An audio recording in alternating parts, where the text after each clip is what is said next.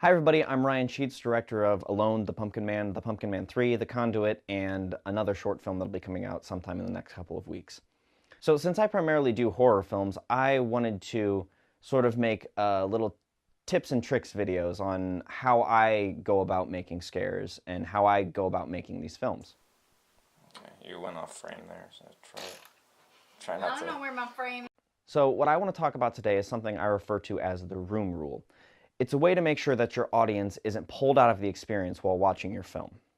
The rule is, while you're writing your script, if you want your character to enter a certain room, you have to ask yourself, would I enter this room? If the answer is no, then you have to write around that.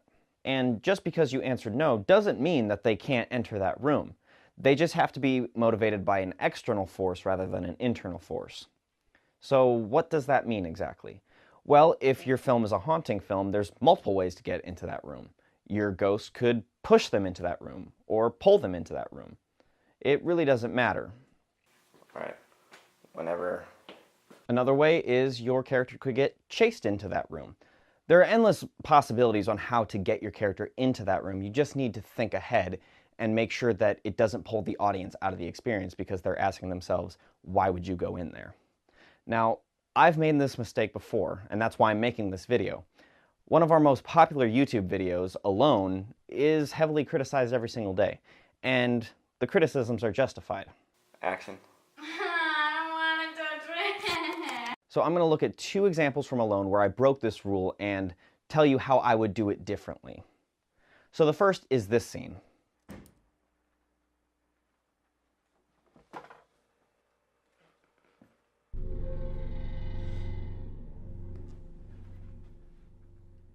Now the criticisms here are her lack of reaction and her going into the room without shutting the door.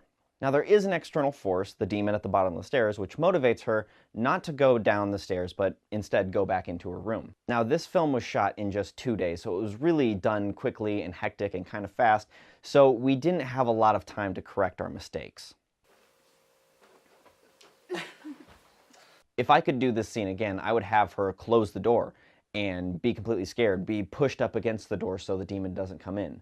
Maybe have the demon knocking on the door, and then it stops, and then she opens the door, and then the demon isn't there. There's multiple different ways I would have done this differently, but unfortunately, I didn't, and I didn't catch it. But that's okay, because you learn from that as you go.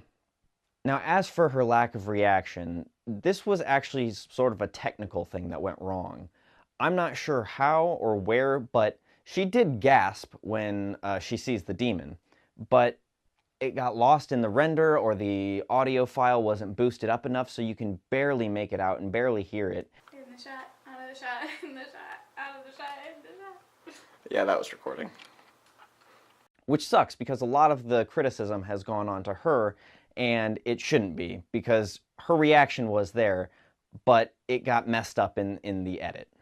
Some homework. So the other thing that I want to take a look at is her going into the basement.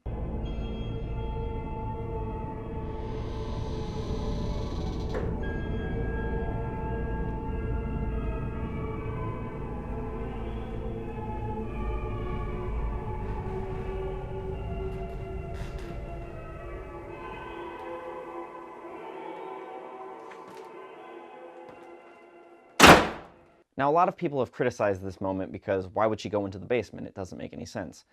Well, it actually does make sense, but I didn't do a good job executing that. So if you pay attention, you'll see that she tries every other exit in the house. She tries the front door, the garage door,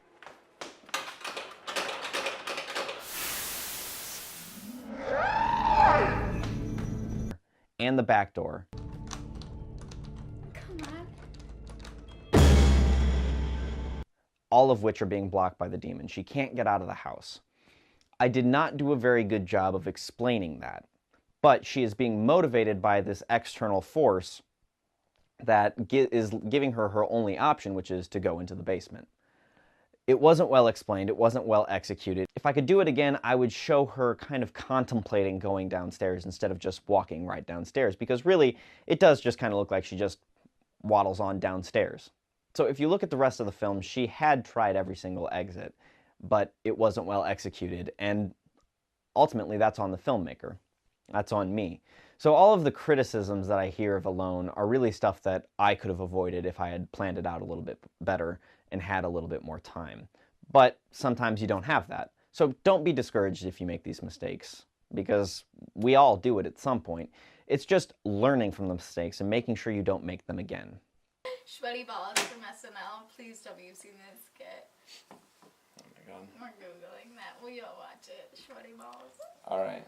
So this is going to be part one of different little tip videos on how to make better horror films and just how I go about making horror films.